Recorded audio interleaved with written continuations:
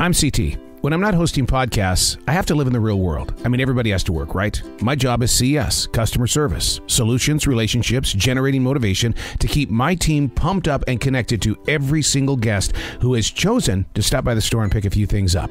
This is C.T.C.S, episode number 43. It's never the same shopping day twice.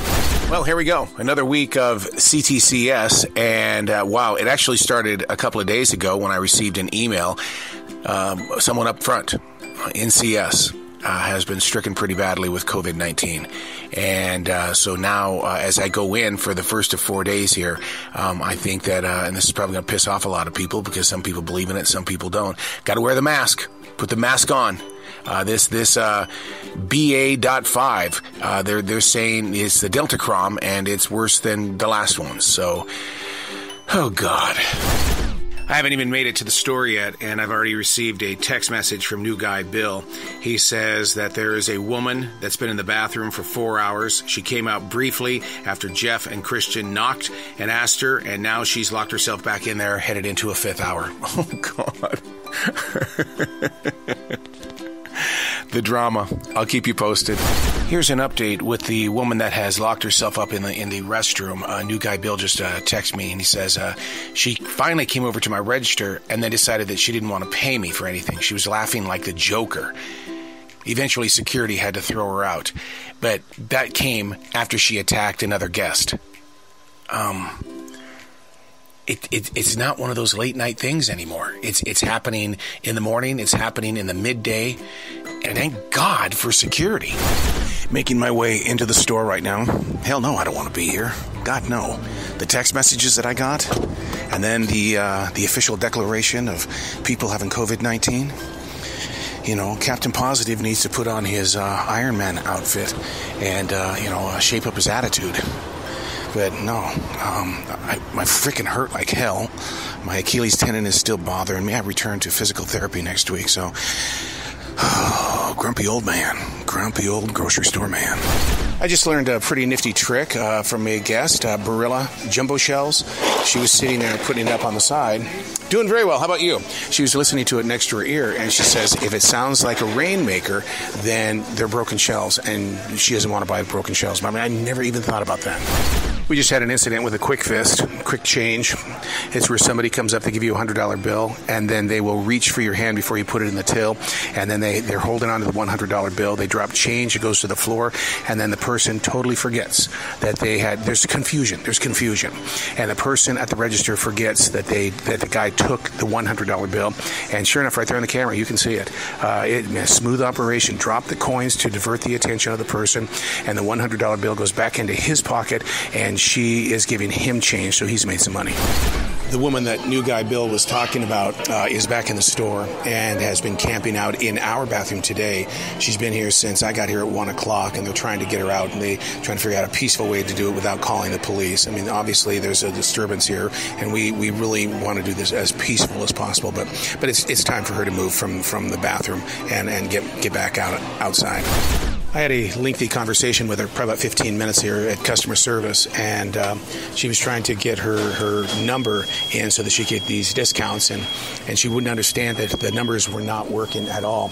And then she started screaming and ran back to the bathrooms again, and we have to. It's time to get people much bigger than us involved in this so that there isn't bodily damage to anybody else in the store. The police department is here. They have their tasers drawn, and they're trying to get her to safely come out on her own will, or we've been here before with other people, and that is they've knocked down the door to get inside as well. So keep posted. And we're on the transition walk into day number 2. I'm still digesting last night.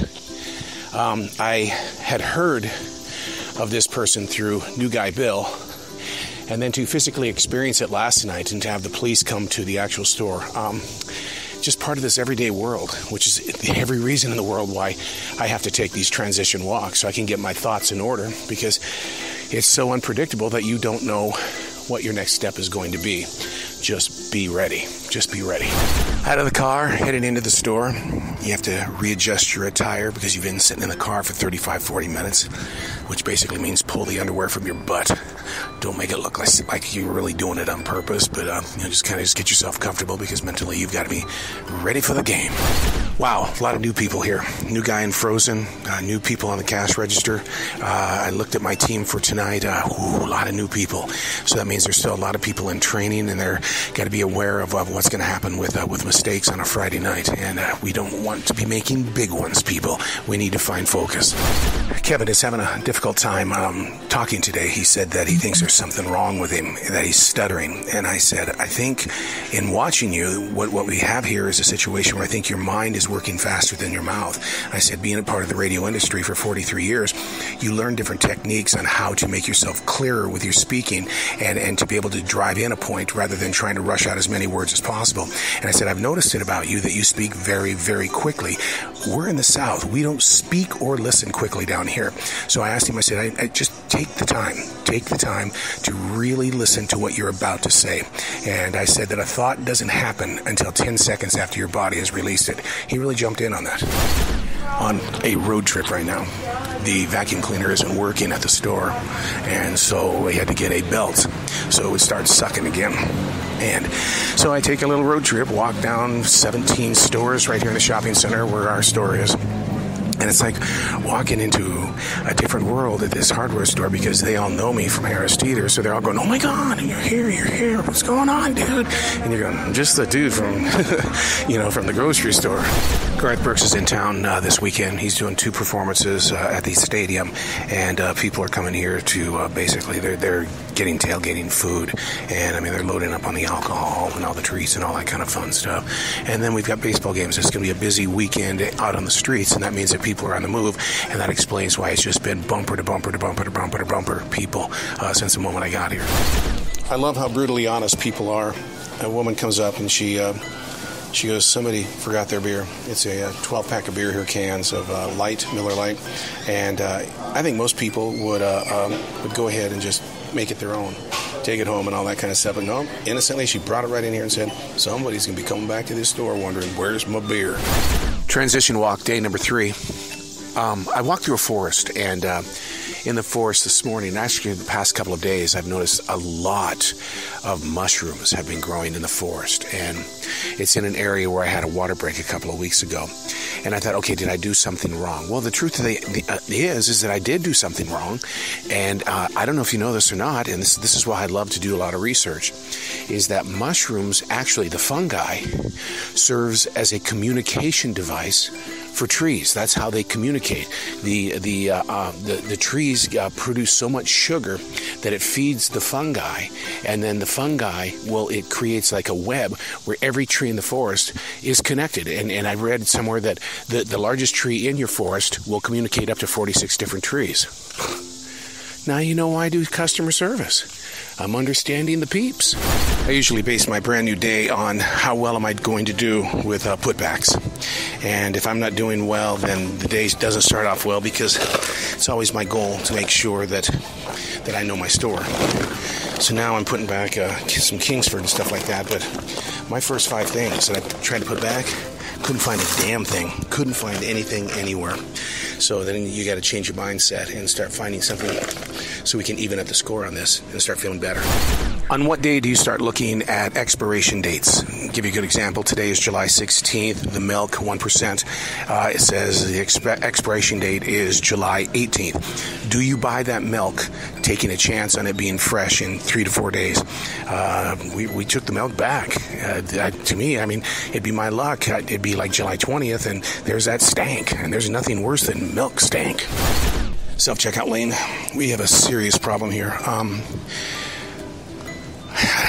What's going on is that we have a person who is very upset, and the way they're, and it's just like the other night. They're talking to themselves, and in fact, we're trying to figure out if it's the same person, just in disguise, because she was banned from the store, just screaming, and she's taking her umbrella and she's hitting employees, telling us to get the H and fuck and things like that out of the way. So it's, but we're trying to move her right now, and without calling the police. The situation has finally settled down. It lasted about 45 minutes. She finally left, and then not even 5 minutes later, she returned, and man, instantly all 4 managers on duty circled her and gave her an escort out of the building. And guys, this one was a tough one. This one was probably too close to danger, especially with, hitting us with her umbrella. 6 p.m. We're about 4 hours off from when our episode took place inside the store. I mean, the whole rest of the day has been quite boring compared to that 45-minute period. And we're headed into a Saturday night now. And, you hope that things can mellow out, because it's been a wild, crazy-ass week is what it's been with people who not being in touch with reality. What is in kitty litter that makes it so heavy? I mean, every one of these bags and buckets and things like that, it is so heavy. And I mean, it's like, how do here's who's buying the kitty litter. It's usually the older women. And how are they picking this stuff up? They kick my butt. I don't want to challenge these guys to a fight ever. They can pull in the weight on the kitty litter. Transition walk day number 4. As if the weight of 2 people coming into the store, having conversations with themselves and doing things that are just not right. All that weight on your shoulders is a lot. And then things like last night coming home, we were stopped at a red light. The car next to me, loud music, having fun, and I thought, wow, to be a teen again. And they did something that we did as teens. They didn't want to wait for the red light. So they shot out across the highway and were slammed into from a Subaru. So I had to witness that. So I need this transition walk today. I need something so much bigger than me to get over this week. You can tell that it's a Sunday. When you walk into the store, everybody is cranky. The guests, the people that work at the store, on the registers, people in management, and they're testy. The guests are, they're yelling at the registers, and managers are trying to keep calm, but they think that, using volume in the voice and being stern is how you keep calm. But it's a typical Sunday. I mean, somebody was yelling at Bill that you are honoring the price that I want for this bread because you don't have the bread I want. And it's like, wow, he didn't really deserve that. A guest comes up to the CS desk and says, your Jell-O says it's 10 for $10. And you guys charge me $1.49 per.